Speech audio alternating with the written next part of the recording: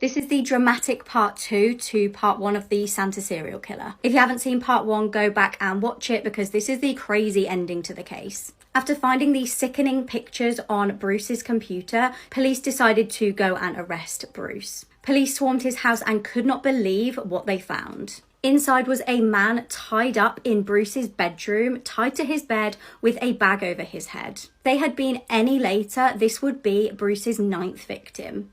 Luckily, by getting there when they did, they saved his life. This was not the only disturbing discovery when they arrested Bruce. As he was a landscape gardener, they decided to investigate the properties he'd been linked to. Police searched a customer's garden and found that Bruce had put large plant pots in the customer's garden. They took cadaver dogs round and they alerted to the fact that there were dismembered human body parts in these plant pots. Bruce was given life without the possibility of parole for 25 years, which I do think is so short for 8 killings. He will be 91 when he is eligible. Disturbing facts that will ruin your life. Coconuts kill more people than sharks every year. Same with cows. Vending machines are actually twice as likely to kill you than a shark is. France was still executing people via guillotine when the first Star Wars film came out. There are more fake flamingos in the world than real ones. There are more tigers in Texas than the rest of the world. There's enough iron in your body to make a 3-inch nail. Beethoven and George Washington were alive at the same time. In fact, George Washington was in his 40s when Beethoven was born. There are more stars in space than there are grains of sand on every beach on Earth. It rains diamonds on Saturn and Jupiter. A buttload is an actual unit of measurement, equivalent to 126 gallons.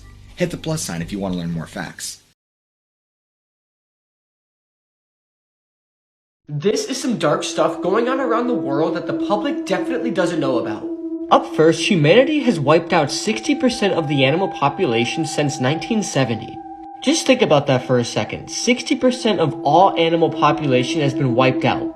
This is absolutely crazy, and we use all of these resources for food and clothes and just stuff like that.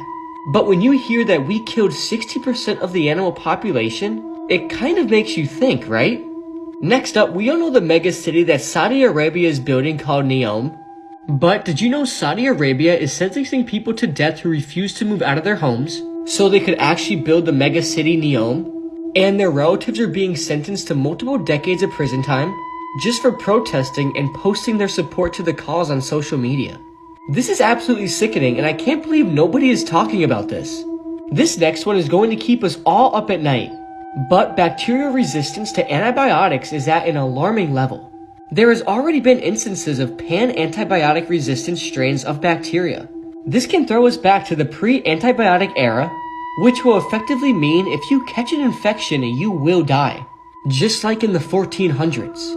Finally, women are going missing from Indian reservations across some of the United States. Many are young women and are probably being used for sex trafficking. I wonder why they're taking Indian women from Indian reservations. And I wonder why sick stuff happens like this on Earth every single day.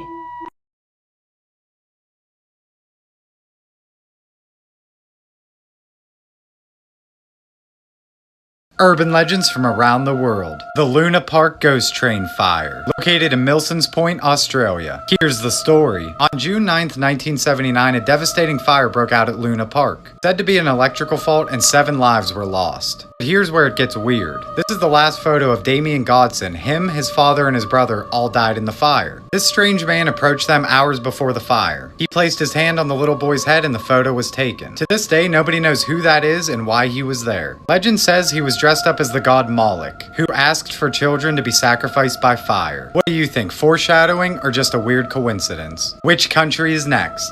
People are freaking out after realising how old their apples are and that they could be unaliving you.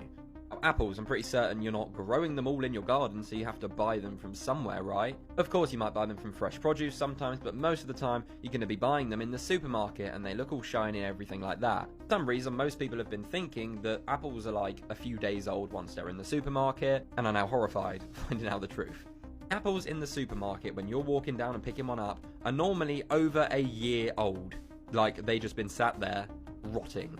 Probably asking how come they don't rot, because like the average lifespan is about 5 to 7 days.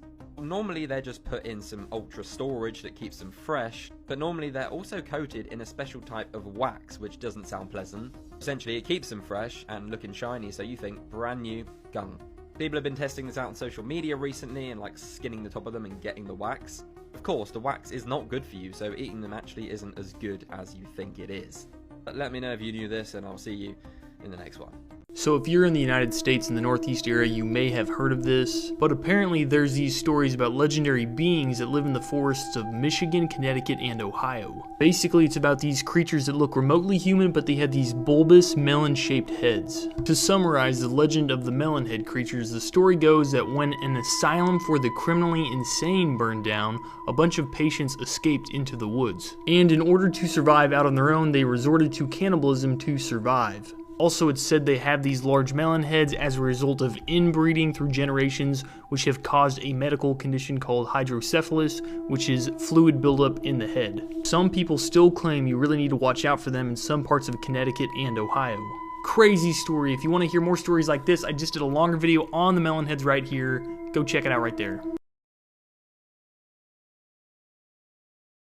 This mall Santa Claus was also Toronto's scariest serial killer. 67-year-old Bruce MacArthur murdered 8 men in downtown Toronto from 2010 to 2018. He was previously married with a woman and had 2 children with her, but little did they know about his double life. Many people who knew Bruce described him as sweet and outgoing, and they never imagined he would do something like this. In 2010, gay men in Toronto began going missing, and unfortunately, after some time, their cases stopped getting so much attention. Bruce first met these men on dating apps, and when he met them in person, he took their lives. He targeted marginalized men, which in this case were gay men of color. He strangled them and then dismembered their bodies and then put their body parts in planters. Bruce even took photos of his victims when they were alive and then deceased. This is one of his victims who got away after almost being murdered by Bruce. In 2018, police began discovering dismembered body parts of some of the 8 missing men on the property of one of Bruce's clients who hired him as a landscaper. And finally, in 2019, Bruce pleaded guilty to first-degree murder and was sentenced to life in prison.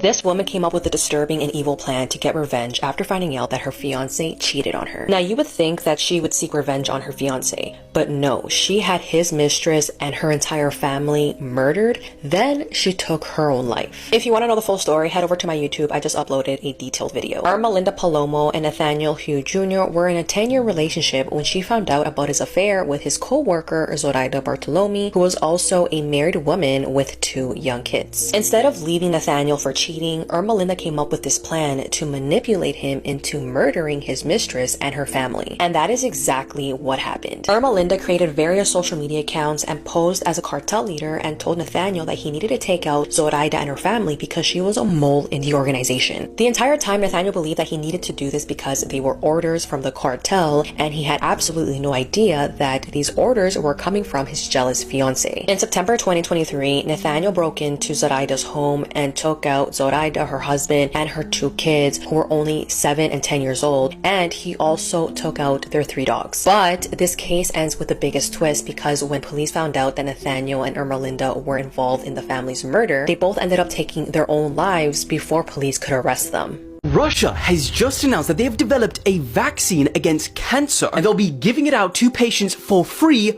early 2025. So, how true is this? Well, firstly, they say that the type of cancer treatment they are developing involves creating personalized mRNA vaccines for each patient based on their individual tumor profiles. Experts say that this is a highly complex process, but an innovative approach to cancer treatment. And to be fair, their preclinical trials on mice have shown promising results, such as the dissolution of tumors and the metastases in cases like melanoma. But humans are not mice, and they do not have large-scale human data available yet. So the idea that this could be launched in general circulation by early 2025 without human trials means no credible medical body would approve such a vaccine for general use. And on top of that, the human trial phase and the subsequent scientific scrutiny and regulatory review can take several years. So while there definitely should be optimism, because why not, cancer cures being given out in Russia for free in just a few months probably won't happen.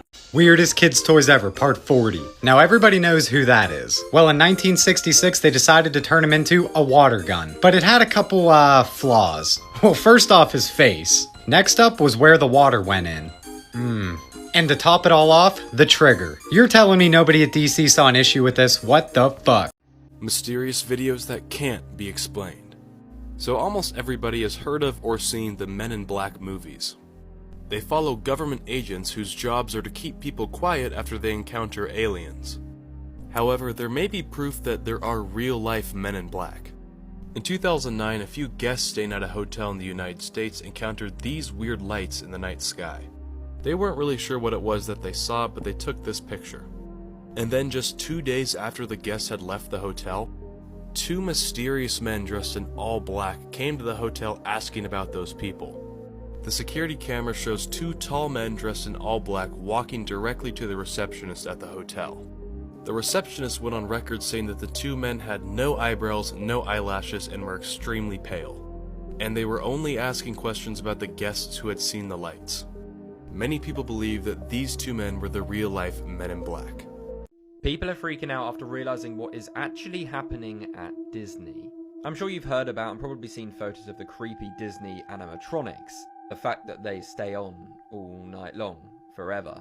But if you've ever been on the Spaceship Earth ride in Epcot, you probably haven't seen this. People have been talking about the creepy animatronics in Disney for a long time, but no one has physically seen this one for a long time. So of course the Spaceship Earth ride takes you on like a journey through time. It starts at like the cavemen and the Egyptians and then goes all the way to the introduction of the internet. Bear in mind, this ride opened in 1982, so it's definitely not new, even though it's had a few refurbs, with the last one being in 2007. At the top of Spaceship Earth, when you go into like the dome, there's this control tower which is actually built on the side of the wall. They added in like astronauts and a few other things here, but over time they got rid of these things and took them away. However, in the control tower is this woman, sitting there in the control tower. Because this thing was literally built on the side of the walls, when they took away some of this space stuff, they just left this here. And over all the windows at the top, they painted black so you can't even see in. But they didn't remove this animatronic. It is still in there right now, behind this black glass, reportedly still moving. I've also heard many people saying that they literally took all of the like figment off of her clothes, the skin, and so it's literally just like a robot.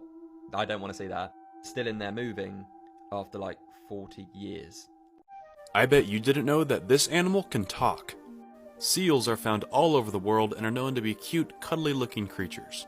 However, it's recently been confirmed that seals are able to imitate human speech, much like certain kinds of birds. And in the 1970s, a man from the state of Maine in the United States took care of a baby seal that he found abandoned on the shore.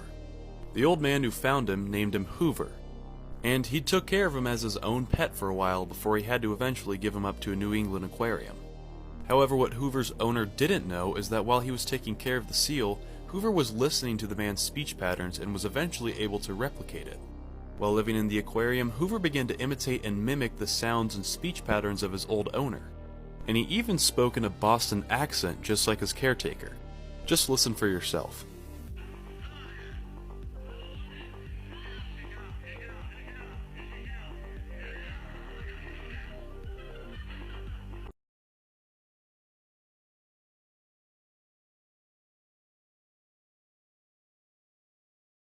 Facts that will mess with your perception of time. Tom Holland is now the same age that Tobey Maguire was when he first became Spider-Man. Barbie went to the moon before women were allowed to open credit cards without a male co-signer.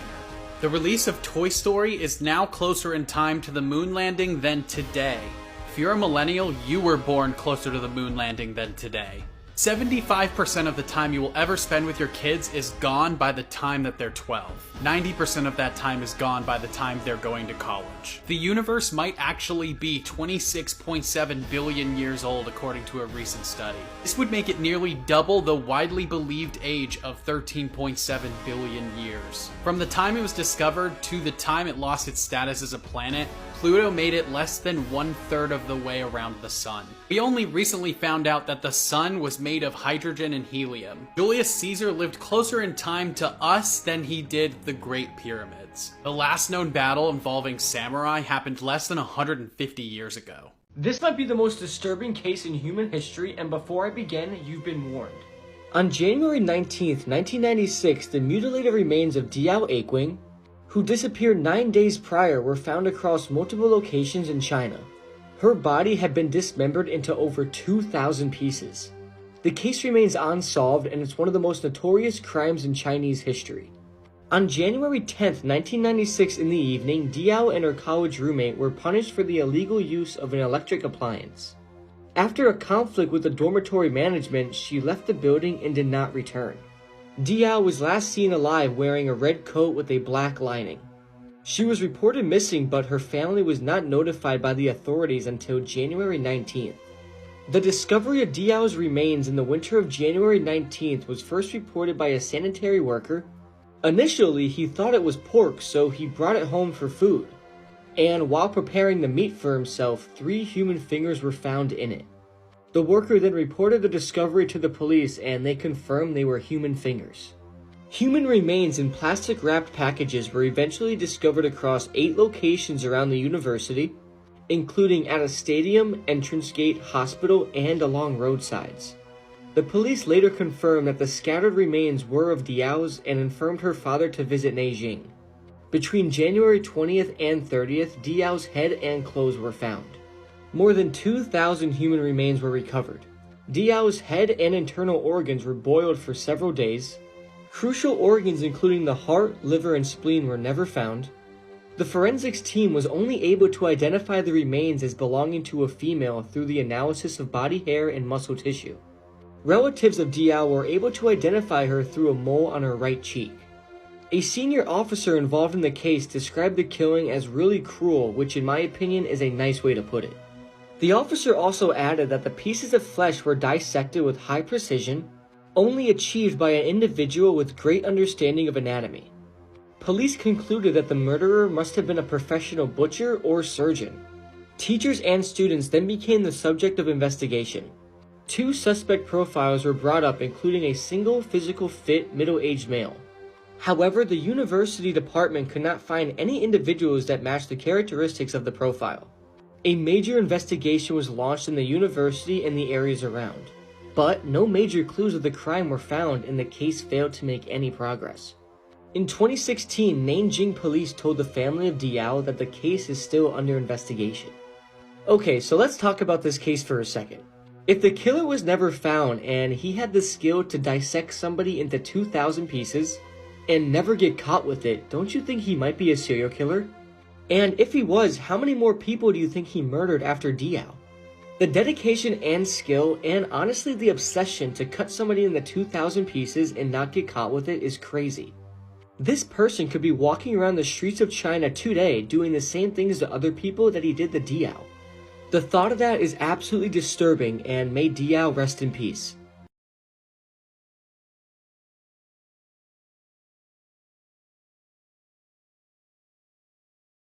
In 1993, when only my head was found, there was no way to figure out who I was. Even with a sketch of my face and a clay mold, no one could identify me. But 29 years later, in 2022, my identity was finally uncovered, linking me to a disappearance that happened on Christmas in 1992. But how did they figure out my name? And what was the story behind my disappearance? I'll explain. I'm Susan Lund, and back then, my family, especially my kids, thought I had abandoned them. It all started on January 27th, 1993, when 2 girls, aged 10 and 12, were walking through Wayne Fitzgerald State Park in Illinois. They noticed something strange in the bushes. When they got closer, they found my head. Just my head. There were no other parts of my body around. You can imagine the shock. The girls ran and told the police, who came to the scene. That's when the mystery really began. The head belonged to a woman, but the police couldn't determine the cause of death. And even though they searched the entire park, they found absolutely nothing else. Some investigators believed that someone could have driven by and simply tossed the head out of a car. But there was no way to know for sure. It was hard to make any identification. The police could only estimate that I was between 30 and 50 years old, and had likely lost my life about 3 days before they found me. This detail, that I'd been unalived for 3 days, would become crucial years later, in 2022, when they finally identified me.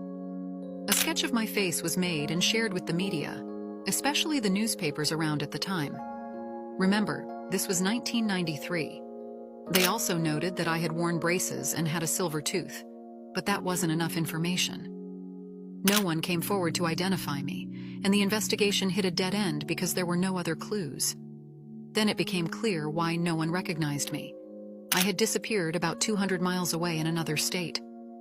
After a few weeks, the case went cold. The police had no more leads and found nothing else. And so it stayed unsolved for 28 years. In 2021, one of the investigators, who was about to retire, decided to give it one more shot. With help from a professor of anthropology at the University of New Hampshire, they reanalyzed my remains, now just bones.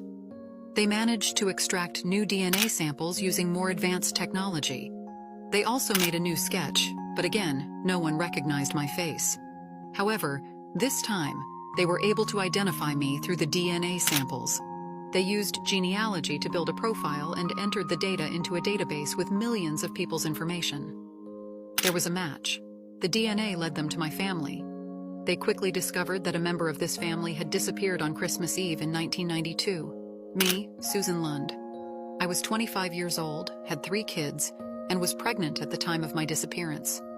One of my sisters provided DNA for comparison, just to be sure. All the clues fit, and it was confirmed to be me. So, what happened to me? On December 24, 1992, I left my home in Clarksville, Tennessee to go to the market. I was going to buy ingredients to bake a cake. I left my children at home with their father, a soldier. He reported me missing and was also investigated, but wasn't considered a suspect since he had stayed home with the kids that night. My children were 6, 4, and 2 years old at the time. Authorities searched for me in the months after my disappearance but found no leads. My children grew up believing I had abandoned them, but my sisters insisted I had no reason to leave. In 2022, after I was identified, my middle daughter said she was relieved to know I didn't abandon them after all. Sadly, my husband had passed away a few years after my disappearance, so he never knew I was identified. But even with my identification, there's a new mystery. Remember the police said I had likely died just 3 days before they found my head? Well, I disappeared on December 24th, but my head wasn't discovered until January 27th. This suggests I was alive for almost a month before I lost my life. So where was I during that time, and where is the rest of my body? That's what the police are still trying to figure out. There's even a $10,000 reward for any information that helps solve the case. And let's not forget, my head was found almost 200 miles from my home. Who took me there? The investigation has been reopened, and even though it's been 30 years, maybe one day we'll find out what really happened to me.